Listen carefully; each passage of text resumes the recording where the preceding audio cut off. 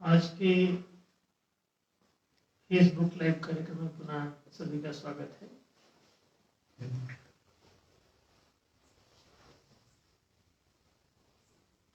सभी लोग रविवार को शाम 8 से 9 के बीच में इस कार्यक्रम का लाभ उठा सकते हैं। न्याय धर्म सभा द्वारा संचालित यह न्याय का प्रचार कार्यक्रम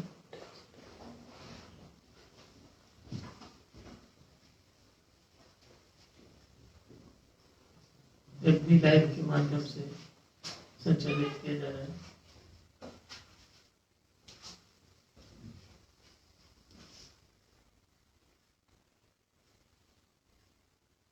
न्याय स्थापना अभियान भारत सहित संपूर्ण विश्व के लिए संचालित किया जा रहा है।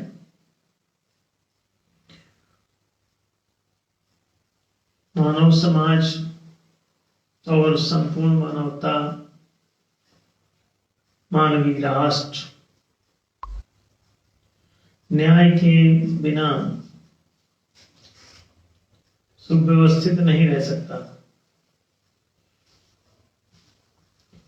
न्याय ही मानव समाज का धर्म है। न्याय को धारण करना बहुत आवश्यक है। न्याय को धारण किए बिना कोई भी समाज सुखी नहीं हो सकता।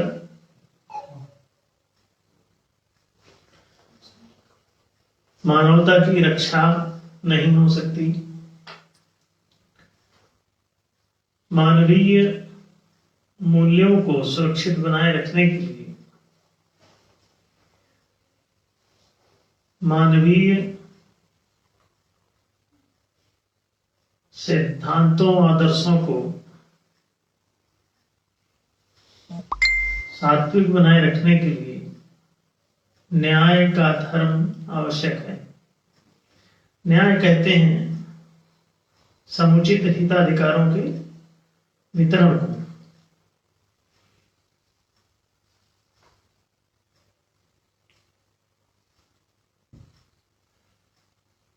समत्व ही इसका मूल सैद्धांतिक कंसेप्ट है, जिसमें व्यवहारिक औचित्यता के समावेश से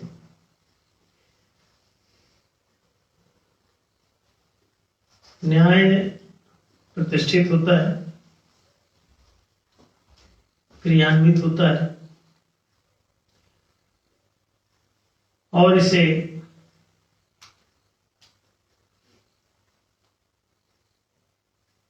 संरक्षित बनाए रखना भी उतना ही आवश्यक है जितना इसको संस्थापित करना।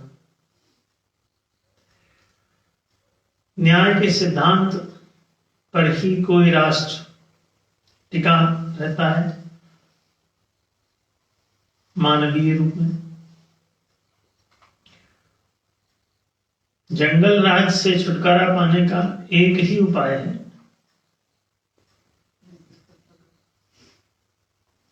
न्याय के सिद्धांत का अनुगमन। अभी न्यायशीलता प्रतिष्ठित कैसे हो, इसके लिए शासन को सामाजिक अथवा सार्वजनिक बनाया जाना आवश्यक है। शासन जब तक सार्वजनिक नहीं होगा,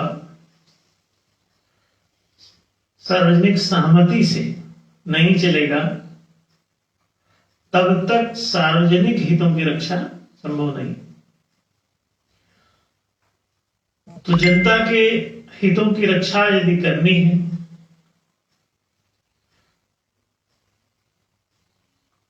तो न्याय को आदर्श के रूप में स्वीकार करना होगा और शासन को सर्वसम्मत बनाना होगा, सार्वजनिक बनाना होगा, जिसमें सबकी सहमति पर आधारित संपूर्ण व्यवस्था संचालित हो। व्यवस्था की बेसिक जो संरचना है वो न्याय के सिद्धांत पर आधारित, दार्शनिक सिद्धांत पर आधारित होनी चाहिए। न्याय का दर्शन ये है कि ये जगत जब गहराई से देखो, दार्शनिक दृष्टि से देखो, तो इस जगत में अनेकता नहीं है। सामान्य आप स्थूल दृष्टि से देखेंगे तो स्थूल दृष्टि से या बुद्धिहीनता की दृष्टि से या विवेकहीनता की दृष्टि से देखेंगे तो अनेकता दिखाई देगी कि अनेक लोग हैं, अनेक मैं हैं, अनेक तू हैं। लेकिन जब इसे आप दार्शनिक दृष्टि से देखते हैं तो इसमें अनेकता नहीं है। एक ही तत्व अनेक होकर के उत्पन्न है। जैसे कि एक ही सोने के पिंड से आप अनेक प्रकार के आभूषण बना दीजिए, तो आभूषण तो अनेक हो सकते हैं, उनके नाम अनेक हो सकते हैं, रूप अनेक हो सकते हैं, उपयोग अनेक हो सकते हैं। जैसे अंगूठी है, कंगन है, चेन है, अनेक अंगों में पहने जाने वाले स्वर्णाभूषण, उनकी उपयोगिता भी अलग अलग है। जैसे जो कान में पहनना है, झुमक बनाया तो कान में पहनना है, तो उसको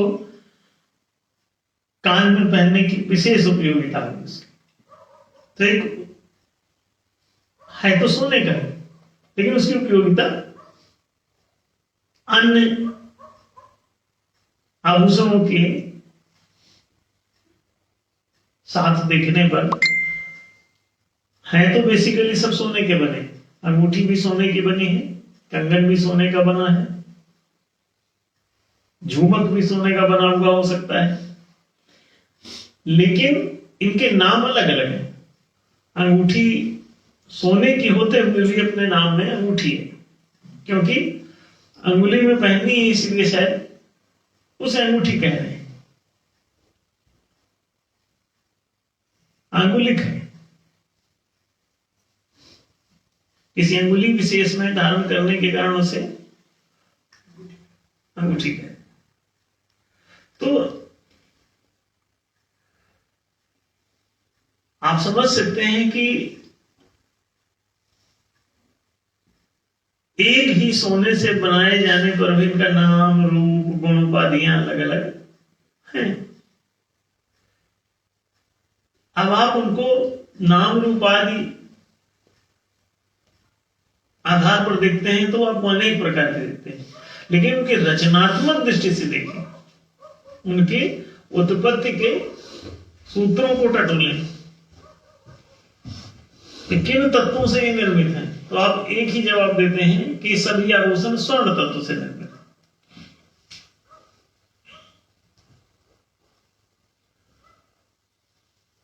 तो अनेक आभूषण एक ही स्वर्ण धातु से बनाए जा सकते हैं। उनके नाम, रूप, गुण, उपयोग भिन्न भिन्न होने के कारण लोग भिन्नता की बुद्धि से ग्रस्त हो जाते हैं। उनकी भिन्नता की दृष्टि बन जाती है, और ये जो दृष्टि है ये स्थूल दृष्टि है। अब दार्शनिक दृष्टि क्या है कि रचनात्मक परतों को टटोलता है, दर्शन विश्लेषण करता है। तो विश्लेषण के पश्चात वो एक निष्कर्ष पे आता है कि अच्छा, ये बेसिकली हम सब एक हैं। तो एकत्व का बोध यदि हो जाए तो तत्र को मोह कहा सो का एकत्व मनुपश्यत। इस सृष्टि में जब तुम एकात्मता को देख लेते हो कि जो मूल जिस चीज से रचना होती है सब चीज की, वो आत्म तत्व है। आत्मा माने होता है आधार, बेसिक चीज, मौलिक चीज।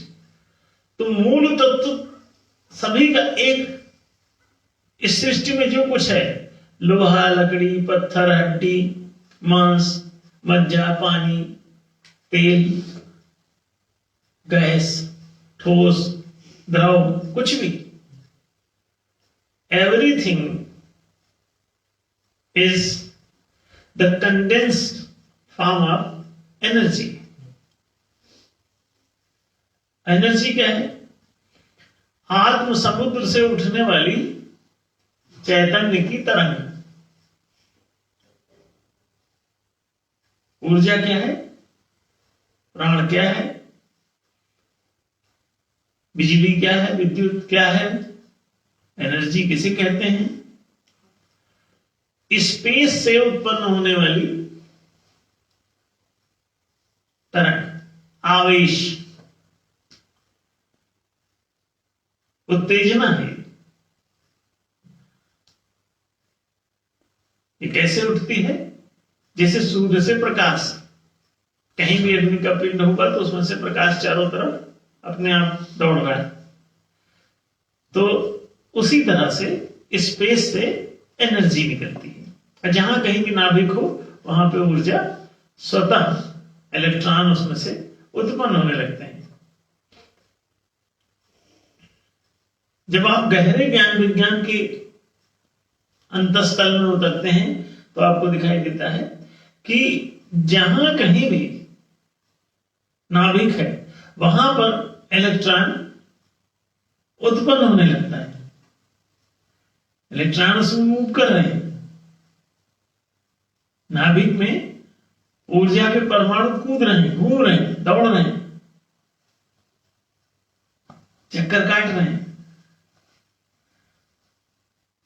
तो निरंतर ऊर्जा का स्रोत क्या है? आत्मनः प्राणो अजायत। उपनिषद कहता है कि आत्मा से प्राण उत्पन्न हुआ। आत्मनः प्राणो अजायत। तो ये जो आधार तत्व है उसमें से ऊर्जा उसी प्रकार से उद्भूत होती है जैसे सूर्य से प्रकाश।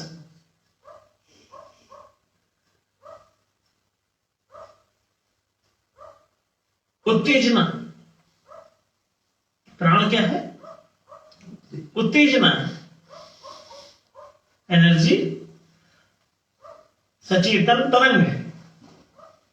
और एनर्जी जहां कहीं होगी वो स्थिर फॉर्म में नहीं होगी, चंचल फॉर्म में होगी। तो आप देखें, और फिर ऊर्जा से ही हर चीज सघन होकर के सारे पदार्थ बन रहे हैं। अब उन पदार्थों से सारी वस्तुएं सृष्टि की। तो इस जगत में दूसरा कोई बचा? एकात्मता सिद्ध हुई। जब आप दार्शनिक इसका विश्लेषण करने जाते हो, इसलिए दर्शन की शिक्षा बहुत आवश्यक है। प्रीति जी देहरादून से हैं, उनका प्रश्न इसी विषय में था कि दर्शन शिक्षा का मानव जीवन में क्या महत्व है तथा शिक्षा हमारे जीवन को परिवर्तित कर सकती है।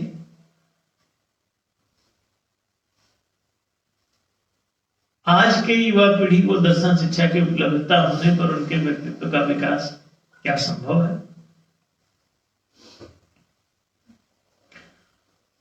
हाँ, संभव है।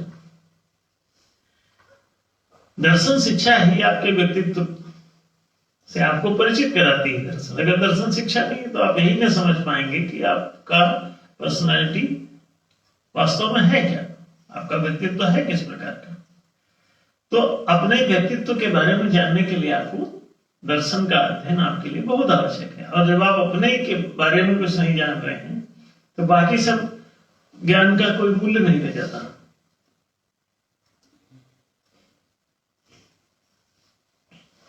तो दर्शन शिक्षा इनफैक्ट हर चीज की मौलिकता का बोध है।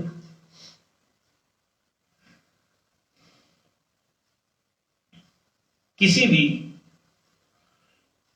स्थूल दृष्टि के पीछे उसकी यथार्थ दृष्टि क्या है, ये दर्शन से पता चलता है।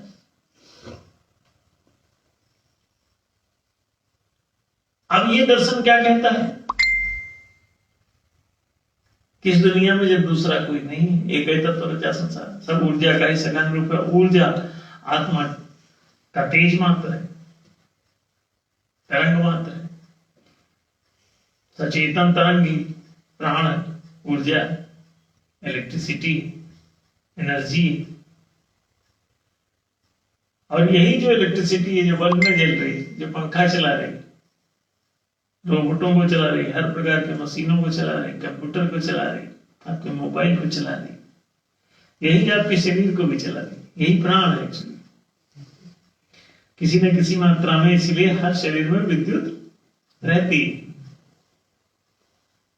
एनर्जी अगर पूरी तरह बाहर निकाल दी जाए तो कोई भी प्राणी जीवित नहीं रह सकता। ये प्राण ही सबका जीवन है, प्राण इसी ऊर्जा को कहते हैं।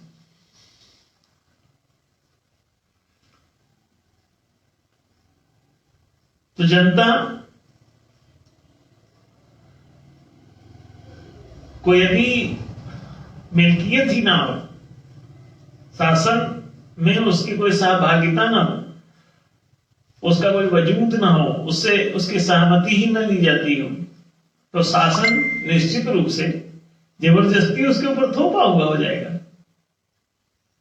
तो डंडे के बल से फिर किसी को भी चलाओ, कोई सहमत है तो दुखी नहीं होगा। असहमति से दुख उत्पन्न होता है और सहमति से सुख उत्पन्न होता है। सहमति से कोई थप्पड़ भी खाए तो उसे मजा आता है, और असहमति से जलेबी भी खिलाई जाए तब भी दुखी रहता है, सुखानुभूति नहीं होती। सहमति में बहुत बड़ा सुख है, सहमत होते ही सुखदता उत्पन्न होना शुरू हो जाती है। और कहीं भी इसीलिए इस सहमति को ही मित्रता कहते हैं। मित्रता, जहां पर यह सहमति प्रारंभ होगी वहां पे मैत्री शुरू हो जाएगी, और जहां असहमति प्रारंभ होगी वहां पे शत्रुता प्रारंभ हो जाएगी। अगर आप परस्पर सहमत नहीं है तो आप शत्रु भाव से युक्त हो जाएंगे ऑटोमेटिकली, स्वतः। तो बात बड़ी साफ है कि यदि कोई सामाजिक या राष्ट्रीय व्यवस्था अपनाई जाए और उसमें सार्वजनिक सहमति ना हो, तो फिर उस राष्ट्र या समाज में क्या होगा? दुखद वातावरण होगा। और यदि सहमति हो शासन की किसी भी नियम नीति निर्णय के संचालन में, शासन व्यवस्था में यदि सहमति का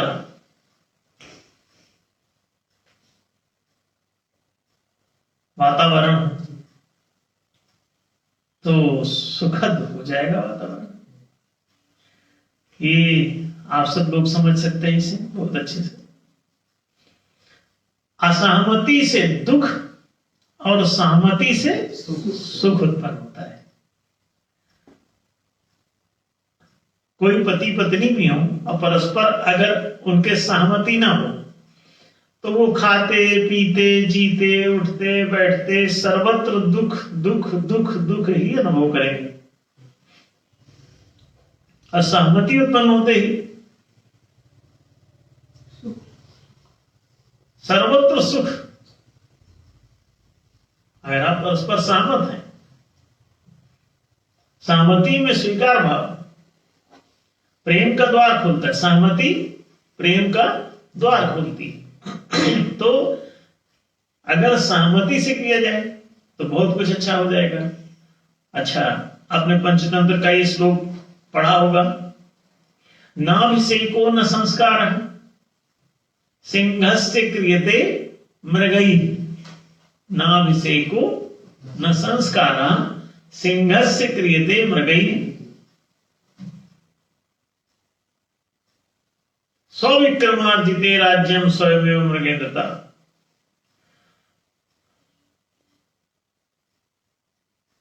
अब देखिए, नाभिषेको न संस्कार, मृगों ने न स्वागत किया न सत्कार किया।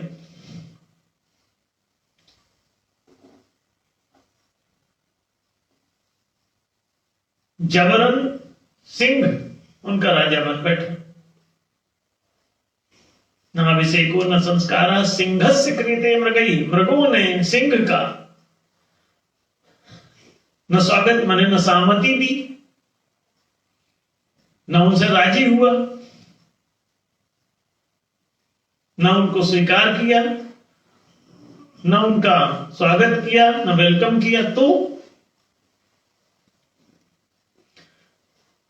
स्वविक्रमार्जिते राज्यम, सिंह जो है अपने जबरन बलपूर्वक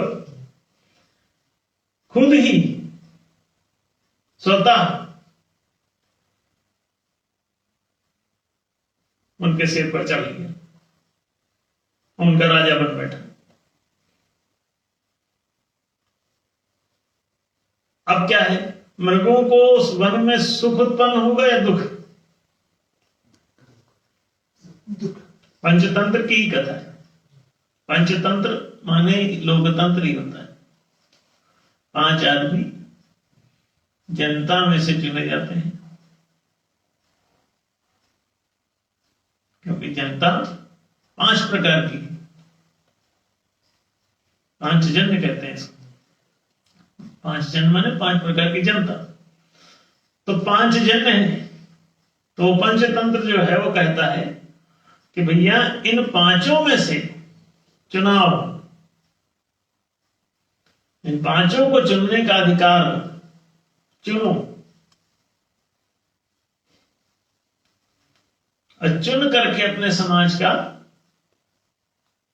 निर्माण करो, चुन करके समाज की शासन व्यवस्था प्रतिष्ठित करो, चुन करके, अबरी माने चुनना ही होता है। देखिए, वर्ण माने भी चुनना ही होता है।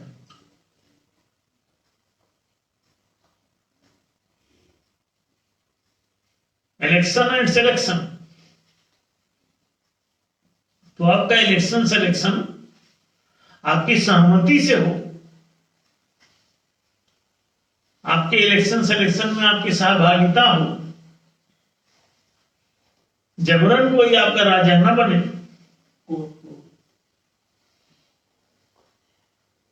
तब क्या होगा? सर्वत्र सुखद वातावरण उत्पन्न होगा। और यदि ऐसा नहीं हुआ तो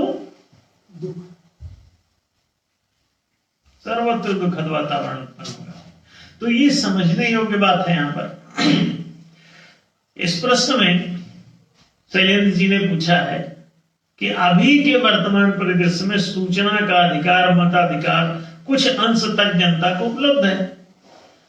न्यायशील विशेषाधिकार लागू होने पर इसका विशेष प्रभाव किस रूप में जनता को लाभान्वित करेगा?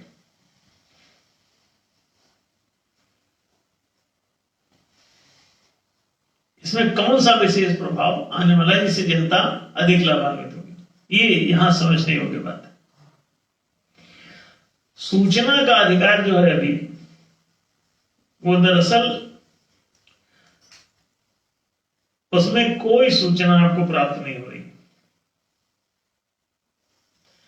क्योंकि शासन जो है त्रिआयामी है। इसके 3 बड़े खंभे, विधायिका, मंत्रिका, न्यायिका। कौन सा विधेयक आपको सूचित किया गया, वो पारित करके 3 विधेयक धर दिया है। अब सूचना के अधिकार के तहत आपको प्राप्त हुआ कि कौन सा विधेयक बना दिया। वो तो बनने के बाद जब इम्प्लीमेंटेशन का नंबर आ गया तो हल्ला मचने लगा।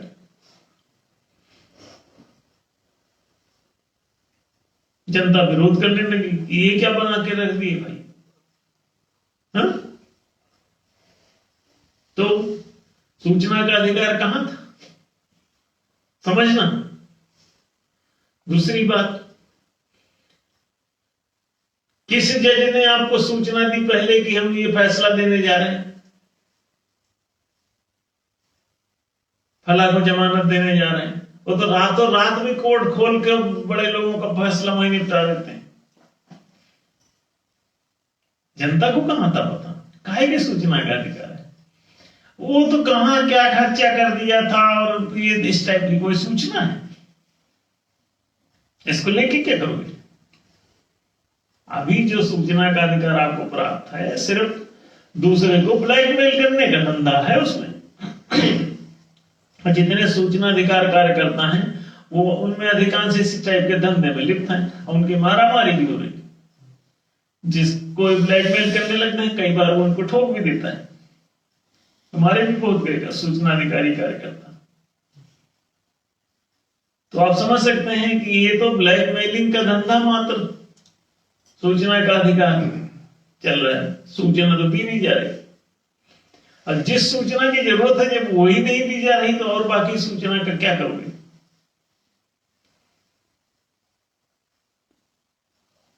तीनों अंगों से, तीनों अंगों में जो नियम नीति निर्णय किए जा रहे हैं उनकी सूचना, उनकी जानकारी इसमें प्राप्त हो, ये विशेषाधिकार में प्रथम अधिकार है। लोकतांत्रिक विशेषाधिकार न्याय सभा के प्रस्ताव के अनुसार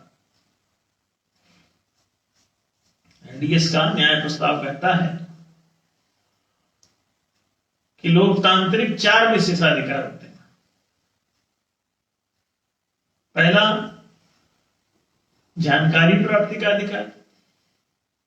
दूसरा, समीक्षा करने का अधिकार, उन नियमों नीतियों निर्णयों की समीक्षा भी कर सके जो विधायिका मंत्रिका न्यायिका द्वारा किए जा रहे हैं, बनाए जा रहे हैं। उनकी जानकारी के साथ साथ उनकी समीक्षा का भी अधिकार, दूसरा अधिकार। तीसरा अधिकार है प्रस्ताव का अधिकार, कि आप स्वयं भी उस प्रकार का विधेयक बना के वहां प्रस्ताव रख सकें, जज का निर्णय आप रख सकें, मंत्रिका के लिए नीतियां आप अपनी तरफ से बजट बना के वहां दे सकें। किस प्रकार की बजट नीति बनाओ तो आप उसका प्रस्ताव दे सकें।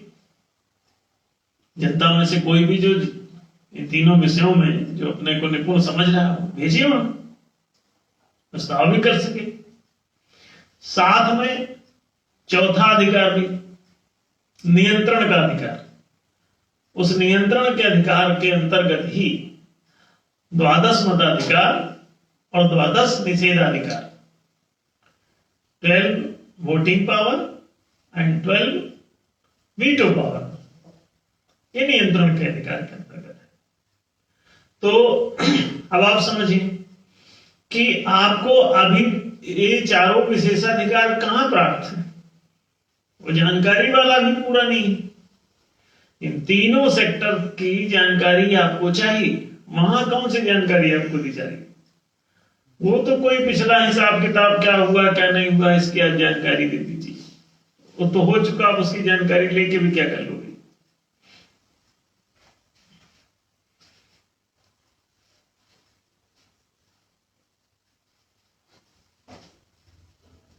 नियम नीति निर्णय क्या बनाए जा रहे हैं उनकी जानकारी जनता को सरकार स्वतः दे, ये है उसका मतलब। आप सूचना का अधिकार लगाते फिरें ऐसा नहीं कि 10 रुपए के स्टाम्प पे आप ये सूचना मांगे तो आपको सूचना दी जाएगी। ये कौन सा धंधा है? ये तो पागलपन है। अभी जो राइट टू इंफॉर्मेशन है आरटीआई, उसमें क्या है? कोई आपको जानकारी का अधिकार नहीं, वो सूचना का अधिकार है। राइट टू इंफॉर्मेशन है राइट टू नो।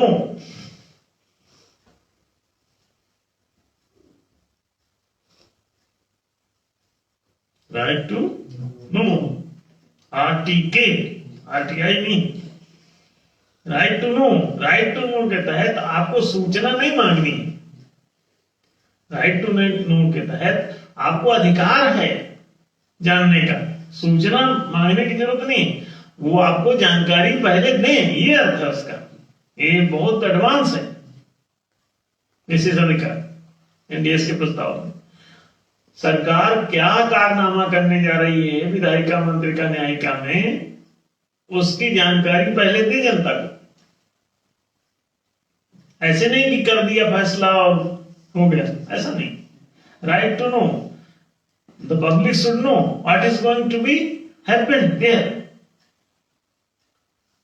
वहां क्या होने जा रहा है, पब्लिक शुड नो।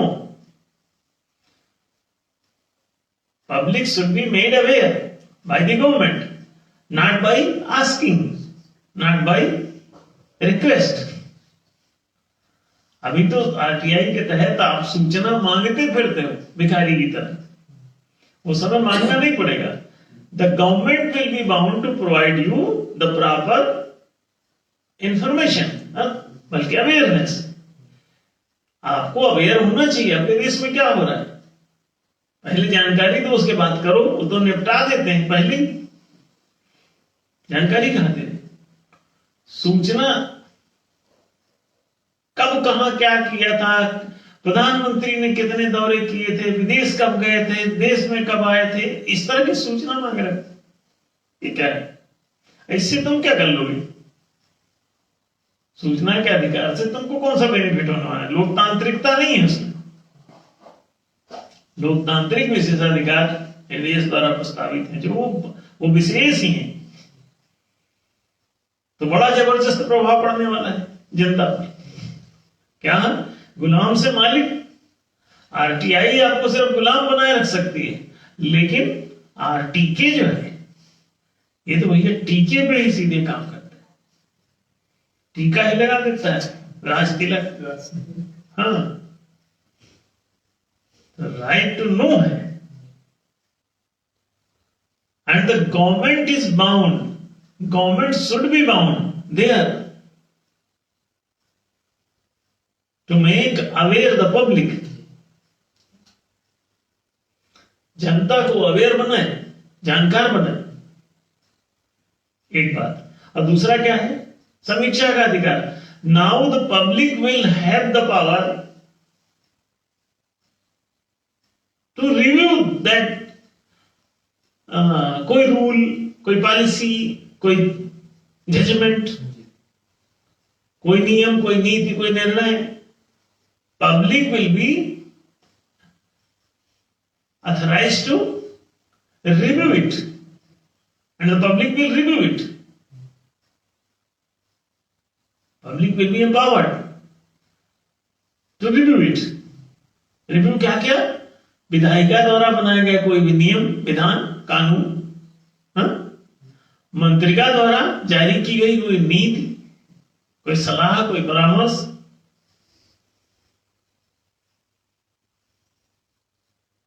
और न्यायिका द्वारा माने न्यायालय द्वारा दिया जाने वाला कोई भी निर्णय, फैसला, जजमेंट,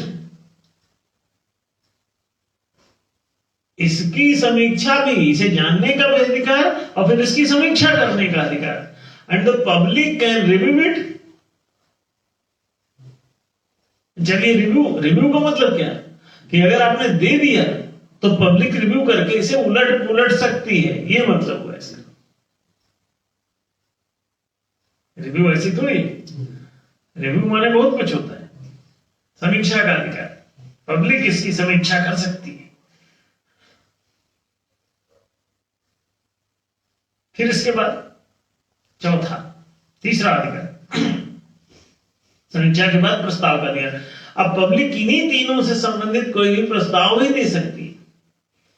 अब मजे की बात, केवल नियम नीति निर्णय नहीं, विधायिका, मंत्रिका, न्यायिका के सत्ताधीशों के नियोजन निरसन में भी, पद नियोजन पद निरसन में भी, पद नियुक्ति और पदच्युति में भी ये सारे विशेषाधिकार लागू होंगे।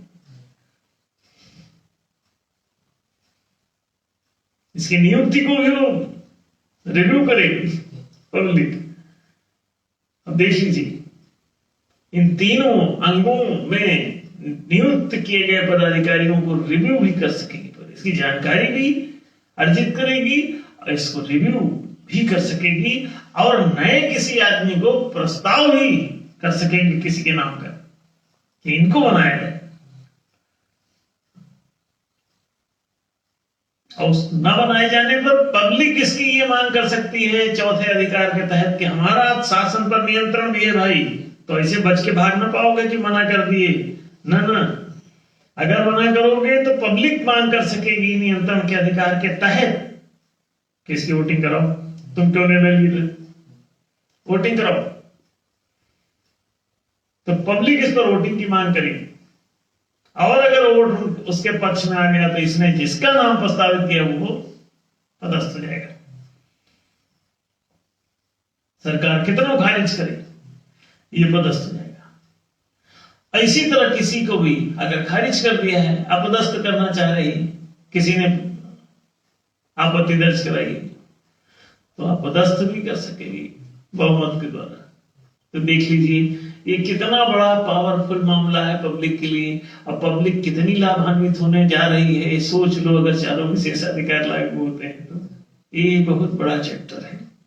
दुनिया का होल सोल रूपांतरण न्याय धर्म सभा के इस प्रस्ताव नंबर 53 के द्वारा आमूल चूल परिवर्तन होने वाला है। इस पूरे विश्व के सारा इतिहास घोर बदल कर रख दिया जाएगा।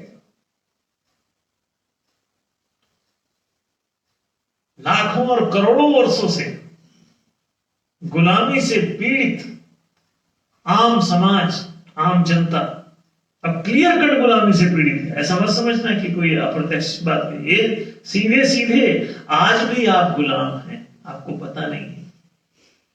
पहले आप अंग्रेजों के कहीं गुलाम थे, कहीं मुगलों के गुलाम थे, कहीं हिंदुओं के गुलाम थे। गुलाम तब भी थे और गुलाम अब भी है। मालिक बदलने से गुलामी नहीं जाती, ध्यान रखो। मालिक वही है, अगर आप मालिक होते तो आप ये सब कर सकते। ये तो अब आपको मिल्कियत देने का ही न्याय प्रस्ताव है। ये चारों विशेषाधिकार प्राप्त होते, ये सारे विशेषाधिकार उनके पास हैं, मालिक वर्ग के पास। आप ऐसा मत समझना कि उनके पास नहीं। एक ने अभी हमसे कहा, किसी ने सुकरात का पोस्टर डाला और कहा कि गुरुजी बहुमत के द्वारा ही सुकरात को जहर दिया गया था, फिर आप ये जो है लोकतांत्रिक और बहुमत का ही बात कर रहे हैं कि शासन चलना चाहिए बहुमत के द्वारा आपके 53 नंबर प्रस्ताव में, फिर कैसे होगा?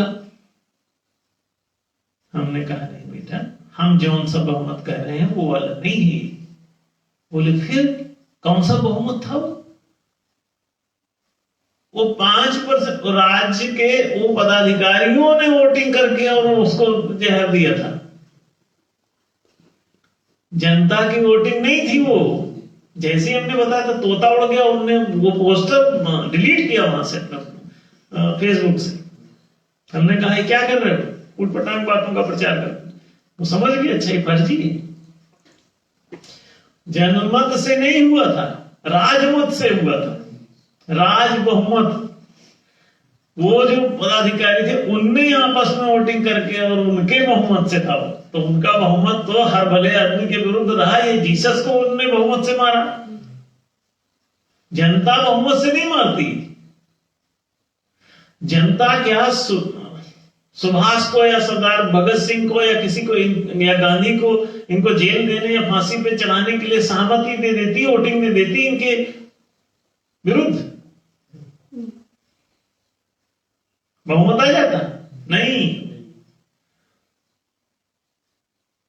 कोई भी सरदार भगत सिंह को जनता के बीच में फांसी चढ़ाने का मत नहीं देता। तो किनके मत से चढ़े थे वो? राजमत से, समाज मत से नहीं चढ़े थे। सुकरात समाज मत से फांसी उनको जहर नहीं दिया गया था। जीसस को समाज मत से नहीं सूली दी गई थी, क्रूसीफाई उनको उस पर नहीं किया गया। तो किसके मत से हुआ? राजमत से। हमने कहा दुष्प्रचार वही दुष्ट आदमी कर रहा है ताकि तुम्हारे बहुमत की जो लोग बात कर रहे हैं उसको खारिज कर सके जल्दी से। और तुमको फिर गुलाम बना सके। कितने चालाक हैं वो लोग, पोस्टर बना के आ गए। मालिक वर्ग इतना चालाक है, कहता देखो बहुमत से ही तो बताओ। ये बात नहीं बता रहा है कि उन बदमाशों के बहुमत से बता। जनता से तो वोटिंग ही नहीं कराई, जनता से तो वोटिंग कराई ही नहीं जाती, कहीं नहीं कराई जा रही। तो सोच लो किसके बहुमत से वो कर रहे हैं।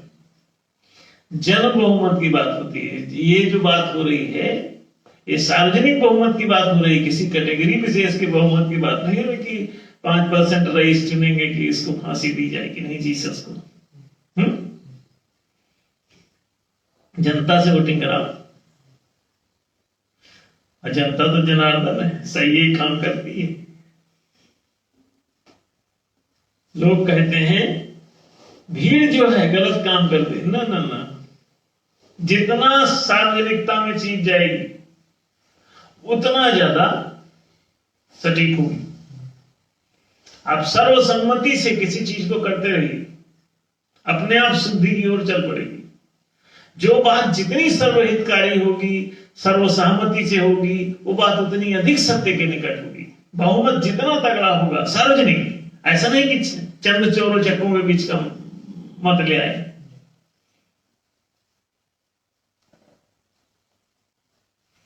उसमें जिसके हित की बात चल रही उसकी भी वोटिंग करा लो। जैसे अगर आपको मांसाहार के बारे में वोटिंग कराना है तो मांसाहारियों के बीच में वोटिंग मत कराना। मांसाहारी को कौन सी हानि? हानि तो जिनकी हो रही उनसे सबसे पूछ लो। जैसे मान लो गाय घोड़ा किसी को ये खा रहे हैं, तो जिसको भी ये मार के खा रहे हैं मांसाहार में, उनकी भी वोटिंग ले लो। वोटिंग उनकी इतनी पर्याप्त है कि जैसे तुम उनको बलि के लिए उठाओगे तलवार तो वो फड़फड़ाएंगे, इधर उधर भागेंगे, मतलब सहमत नहीं है। और सहमत नहीं है तो हाँ, सहमति तो उनकी उसी से पता चलेगी। तो उनकी जिसको हानि हो रही उसको भी शामिल करो भाई, सबको शामिल करो। जो अब उन पक्षों को शामिल ही नहीं करोगे, अपनी मर्जी से एक तरफा वोटिंग कर रहे हो। नहीं, न्याय में दोनों पक्षों को समावेश रखो और निष्पक्ष ढंग से बात करो। निष्पक्षता ही न्याय है। तो उसमें गौ पक्ष को शामिल करो, अश्व पक्ष को शामिल करो, ऊंट हाथी जिसको भी तुम मार काट मचा रहे हो, जिसकी भी, उसको पहले शामिल कर लो। उसके सहमति और असहमति इस काटे जाने पर तय कर लो। एक सुई चुभाते ही वो चकता है, भागता है, इसका मतलब वो सहमत नहीं, कटवाना नहीं चाह रहा अपने आप। तो अगर वो सहमत नहीं है तो आप वोटिंग करो। अब जितना भी समाज है उनका, उनसे सबसे वोटिंग कर लो। उतने लोगों की मतलब वोटिंग हो गई कि गौ समाज का उनका एक ही से टेस्ट कर लो, एक भी सहमत नहीं माने, बाकी सब भी चक के भागेंगे। इसका मतलब तय हो गया कि जितने भी संख्या में गांव है वो सबने वोट दे दिया। क्या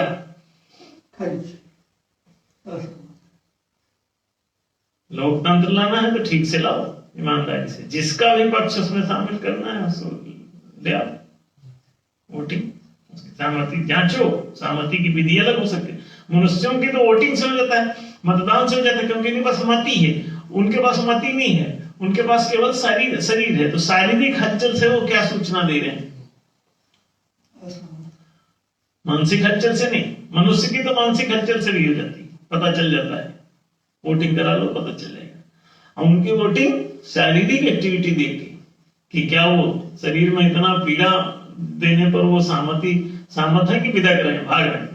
भागने में तो सहमत नहीं, पीछे हट रहे। बात साफ हो गई। तो 4 विशेषाधिकार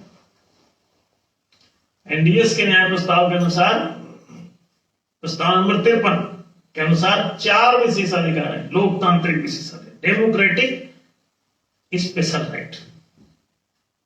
कौन कौन से? जानने का अधिकार, समीक्षा का अधिकार, प्रस्ताव का अधिकार, नियंत्रण का अधिकार। अब ये 4 अधिकार अगर आपके पास हैं, सब बात साफ है। विधायिका, मंत्रिका, न्यायिका की शासन सत्ता और शासन व्यवस्था। शासन सत्ता माने विधायक, मंत्री, न्यायाधीश, और शासन व्यवस्था माने नियम, नीति, निर्णय।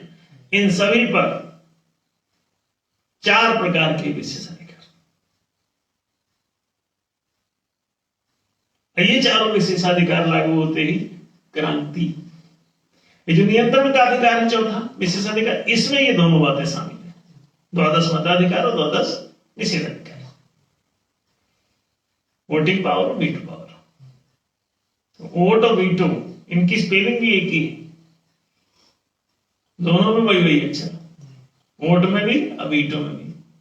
VETO veto, VOTE vote. अद्भुत है।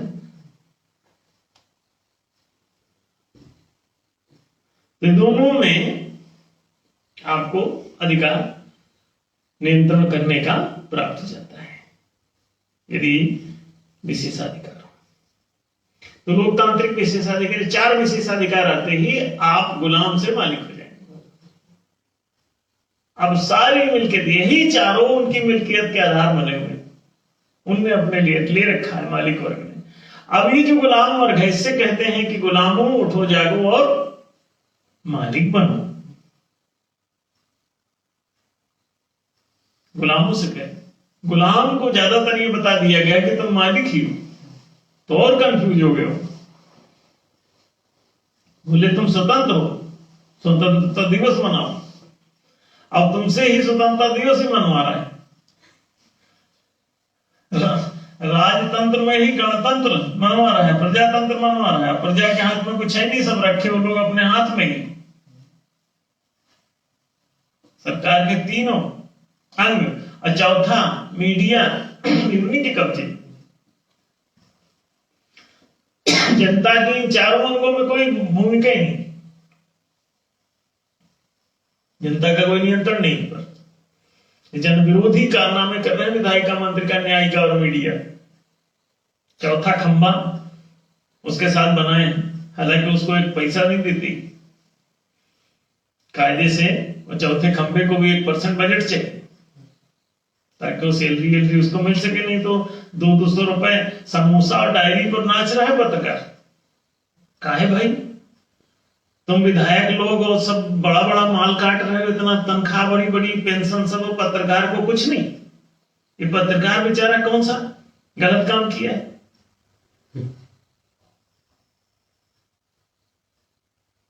बताओ, उसी को क्यों बलि के बकरे में कन्वर्ट कर रहे हो? तो मीडिया को भी, उनको भी सैलरी उतनी मिलनी चाहिए जितनी विधायकों को, तब वो स्वतंत्र मीडिया के रूप में छोड़ दिया जाए। उसे तनख्वाह मिल रही है, बाकी स्वतंत्रता पूर्वक काम करो जाओ। तो देखो, अभी तो भुखमरा आदमी है, उसकी कलम बंदी है कि जो कोई भी पैसा देगा, डायरी देगा, उसका घर चलाएगा, उसका स्कूटर पेट्रोल डलवाएगा। हम प्रेस कॉन्फ्रेंस हम सैकड़ों संबोधित कर चुके थे, हमने देखा उसे बेचारे पेट्रोल का पैसा मांगते।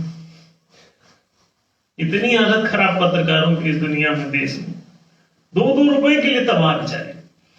और जो उधर सेटिंग कर लिया है किसी मंत्रालय उसकी यहाँ वहां से, वो बढ़िया, वो तो पहुंच रहा है सैकड़ों करोड़ में, माल काट रहा है पत्रकार। और नीचे का सब, वो 5% ही पत्रकार सब हाई फाई, सब करोड़पति अरबपति बने जा रहे हैं। और नीचे का भिखमंगा टहल रहा है, एक एक समोसे के लिए तड़प रहा है। अब उस दिन समोसा हम लोगों ने एक पत्रकार प्रेस क्लब में गए, और वहां हमने मना कर दिया कि खाना पीने की कोई बंदोबस्त है, तुम तो भिखारी टाइप के पत्रकार। एक भी पत्रकार नहीं बैठा प्रेस क्लब में, देख लीजिए, एक भी पत्रकार नहीं बैठा। और सारे वहीं टहलते रहे, यहां चारों तरफ टहलते रहे। हम लोग एमबीएस की प्रेस कॉन्फ्रेंस थी, घोषणा पत्र जारी करना था, देहरादून प्रेस क्लब की बात कर रहे हैं।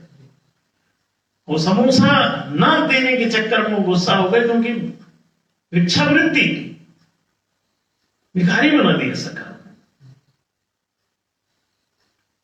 पत्रकारिता जो है भिखारी बन गई। 1-1 रुपए के लिए तबाह है, गाड़ी में पेट्रोल नहीं, अधिकांश पत्रकार की हालत खराब, एक पत्रकार नहीं बैठा। आप बताइए, 50 पत्रकार वहीं टहल रहे थे, 10 मंडरा रहे थे, लेकिन अंदर नहीं बैठे, पूरी कॉन्फ्रेंस में पट गई, अपने हमारे ही आदमी बैठे रहे उनके हाल में। देखिए, वो तो बाहर एक आया तो भी बैठ ले, वो भी न खड़ा हो पा रहा है, चल रहा, दुबला पतला सा कोई आदमी पत्रकार एक माइक से टूटा सा लेके आया, कहता है कि कहा, अच्छा आप लोग, हाँ जी क्या है, हमने कहा बस बढ़िया है, बैठो शांति से।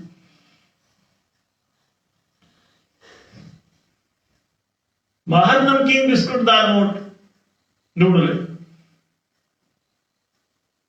नहीं है अंदर बैठे। प्रेस कॉन्फ्रेंस में पत्रकार नहीं, 50 पत्रकार वहीं मंडरा रहे थे, नहीं बैठे अंदर। काहे? माल पानी नहीं कुछ दे रहे। ये मतलब घाट के पंडों से बदतर स्थिति, जो रसीद लिए दिन भर काट, भला देवी को इतना चढ़ा। तो ये कितनी स्थिति, कितनी दयनीयता है भैया। लोकतंत्र जल्दी लाओ, पत्रकार गुलाम, छोटे मोटे सब वकील गुलाम, छोटे मोटे सब इंजीनियर गुलाम, छोटे मोटे सब डॉक्टर गुलाम, बड़े बड़े लोग जो है सब अपना माल काट रहे, किडनी बेचे दे रहे, देश की पूरी।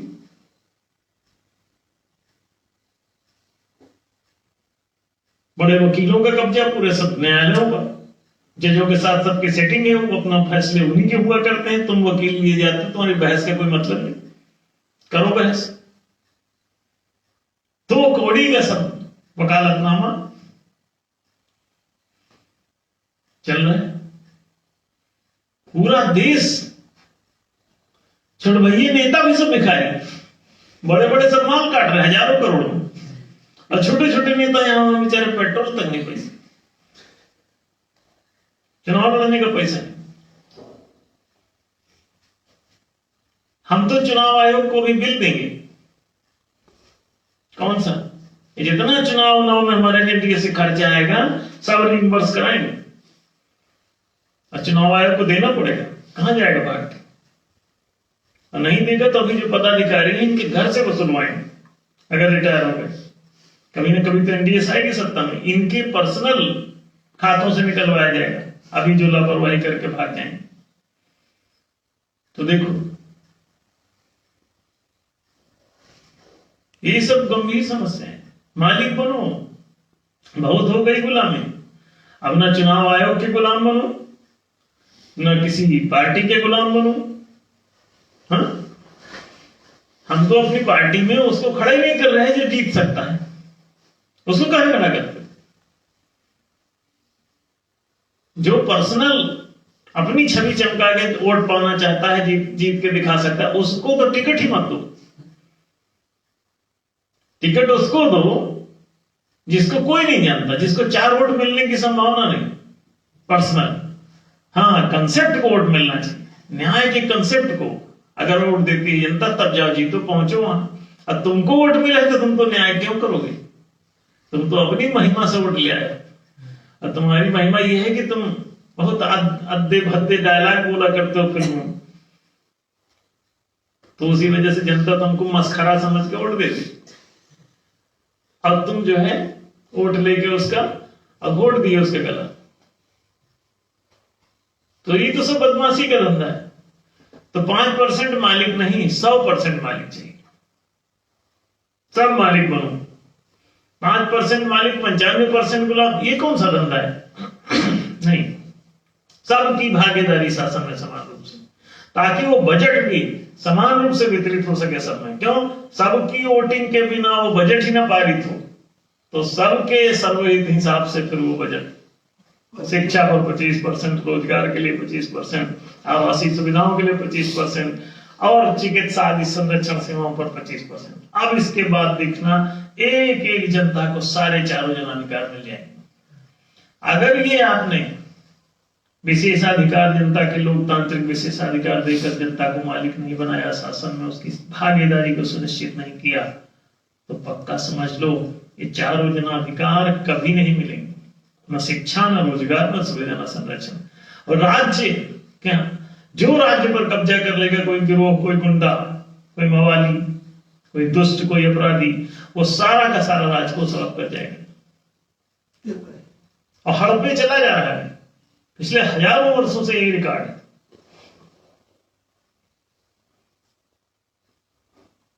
गिरोहों के कब्जे में, गिरोह, चोर, डकैत ही राजगद्दी पर बैठते आए। जिसने सामने वाले को मार गिराया, गद्दी उसकी हो जाती थी। ये कौन सा है? ये डकैती नहीं।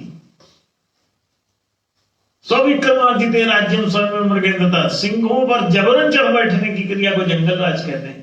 पंचतंत्र में वहां जंगल राज पर ही कथा लिखी।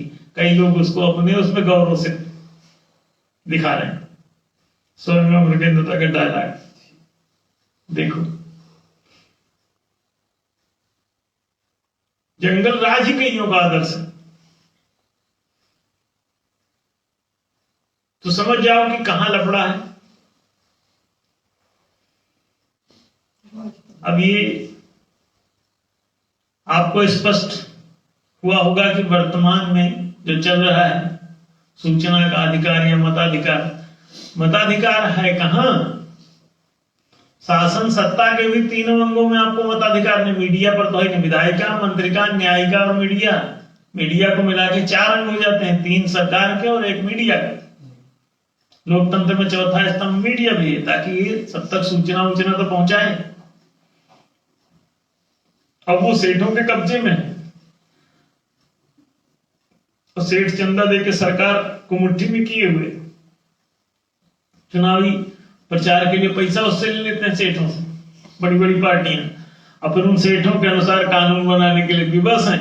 और मीडिया भी सेठ के कब्जे में है। वही सेठ जो है कैसा गोला गोला घुमा रहा है, भामाशाह नचा रहा है राणा प्रतापों।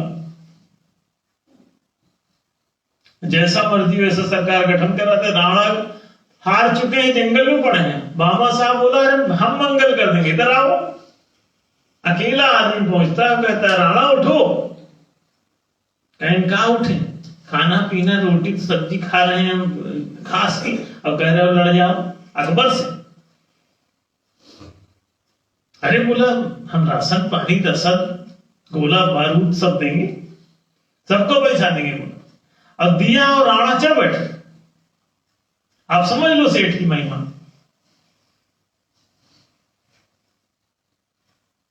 तो सेठ तंत्र से सेठ ही मालिक, राष्ट्र रूपी उद्यम का सेठ मालिक। ये फैक्ट्री है उसकी, राष्ट्र सेठों की फैक्ट्री है। और सेठ लोग इसको निपटा है अपने हिसाब से। सब गुलाम भर्ती कर लिए जाते हैं, जुट जाओ तो मालिक बनो, गुलाम नहीं। अब ऐसा नहीं कि उनको गुलाम बनाने के लिए हम आपसे कहेंगे 5% जब तक मालिक रहे उनको गुलाम नहीं, उनकी भी मिल्कियत रहेगी, उनको भी अधिकार दिए जाएंगे, उनको भी सब द्वादश मताधिकार, सब निषेधाधिकार सब प्राप्त होंगे, 4 विशेषाधिकार प्राप्त होंगे। वो भी अपना वोट दे सकेंगे और सुझाव, सलाह, मशवरा सब दे सकेंगे, नया विधेयक भी प्रस्तावित भी कर सकेंगे, समीक्षा कर सकेंगे, जानकारी भी प्राप्त कर सकेंगे, सब कुछ होगा। उनको भी वही सब 4 विशेषाधिकार होंगे। ऐसा नहीं कि उनसे छीन के फिर अंग्रेजों भारत छोड़ो उन्हें खदेड़ देना, नहीं, खदेड़ना किसी को नहीं। सब रहो, सबको शिक्षा की जरूरत है, सबको रोजगार की जरूरत है, सबको सुविधाओं की जरूरत है, आवासीय, और सबको चिकित्सा आदि संरक्षण सेवाओं की जरूरत है। चिकित्सा, सुरक्षा, बीमा, बैंकिंग, पेंशन सब चाहिए, संरक्षण है। तो किसको नहीं चाहिए? सबको चाहिए, और सबको चाहिए तो सब कुछ सुव्यवस्थित रखो। तो स्पष्ट है कि ये बड़ा प्रभावी है। और 4 विशेषाधिकार मिलते ही इस जगत से हमेशा हमेशा के लिए गुलामी समाप्त हो जाएगी। फिर कभी किसी जनता को, कहीं भी किसी वर्ग विशेष को अपनी आजादी के लिए कभी कोई लड़ाई नहीं छेड़नी पड़ेगी।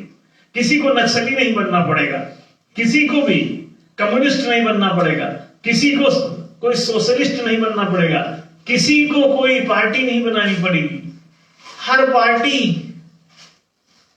से आप मुक्त हो जाओ, मालिक हो जाओ। तो एक सुंदर वास्तविक लोकतंत्र, न्यायशील लोकतंत्र आपका इंतजार कर रहा है, आपकी प्रतीक्षा कर रहा है। हमारी शुभकामनाएं आप लोगों के साथ है। जितनी जल्दी आपकी अकल जागी उतनी जल्दी आप मुक्त हो जाएंगे गुलामी से। आज का समय हो गया है, इसलिए यहीं पर वाणी को विराम देते हैं। अगले रविवार को पुनः आप सबसे मुलाकात हुई शाम को 8 बजे।